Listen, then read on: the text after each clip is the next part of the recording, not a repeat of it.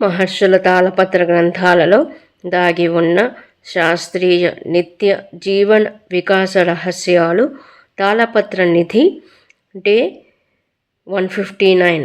పరస్త్రీ వ్యామోహం సర్వనాశనమేనా? ఒకరి సంగతి అనవసరం. లంకేశ్వరుడు రావణ బ్రహ్మ మహాపండితుడు, వ్యాకరణ కోవిదుడు, రాజనీతిజ్ఞుడు, ధర్మ సూక్ష్మాలను ఎరిగినవాడు.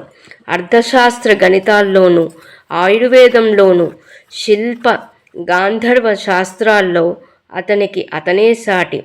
సకల లోకాలన్నింటినీ నోటి మాట ద్వారా శాసించినవాడు. పరమేశ్వరుని వెండి కొండనే ఎత్తిన బలవంతుడు, భక్తిపరుడు. అట్టి రావణుడు పరస్త్రీ, పరుని భార్యని ఆశించే సర్వము పోయి చివరికి తానే నశించిపోయాడు. ఇంతకన్నా వివరణ కావాలంటారా?